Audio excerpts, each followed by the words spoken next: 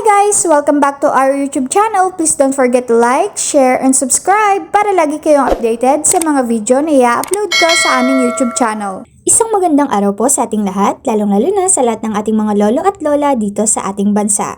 Naghihintay ka na ba kung anong update para sa social pension? Heto na, may update na para sa Universal Social Pension para sa ating mga senior citizens. Ang videong ito ay nakalap sa Facebook page ni Sir Mike Defensor.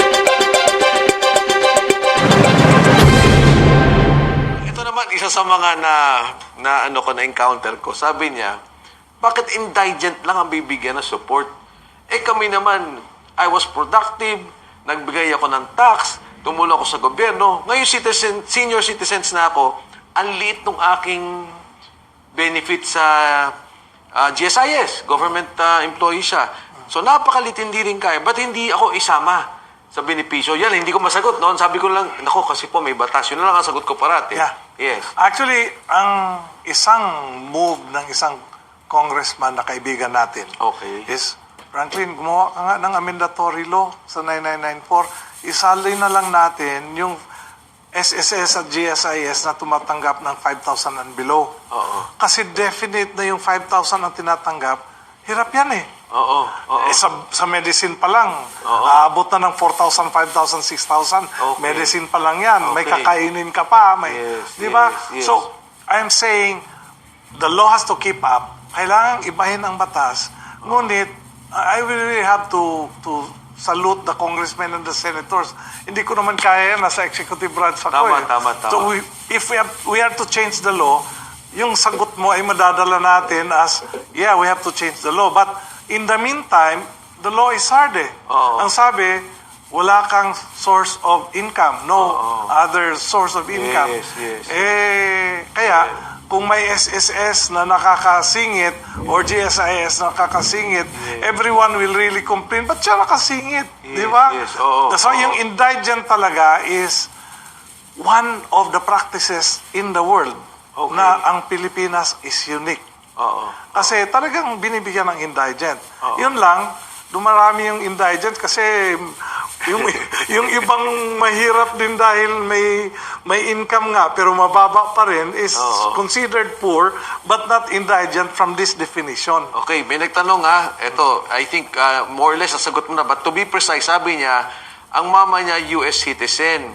Sino to? Si, kukot ko yung tanong niya dito.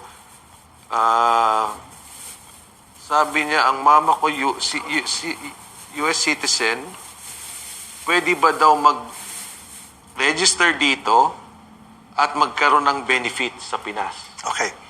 Kung dual citizen siya, then yung mama niya pwedeng mag-dual citizen Yes. na Filipino at American. Yes. Kung Filipino siya, dapat mag-online register siya. Yes. Hindi man siya makakatanggap ng indigent seniors support. Yes. Pero yung annual regular medical examination, pwede niyang magamit yun dahil Filipino siya. Yes. At kung may nagkasakit man siya, he can avail also PhilHealth program, di ba? Yes, that's true. Oo. So, yung 90 years old na mo, gano'n. So, sabi, ito naman, ang tanong naman niya ay... salamat daw, Attorney Cano. Yung nagtanong pala ng senior citizen, si Elsa De Harlo. So, thank you for that question.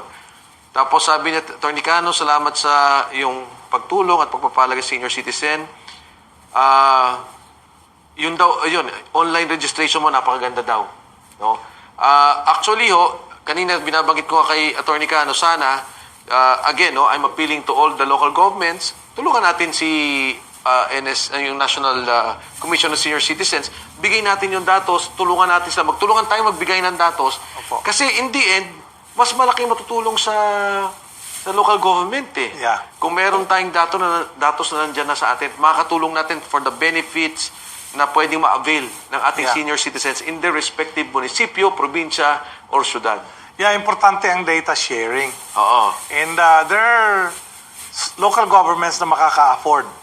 For instance, Borongan, ang senior citizens nila ay umaabot ng about 8,000.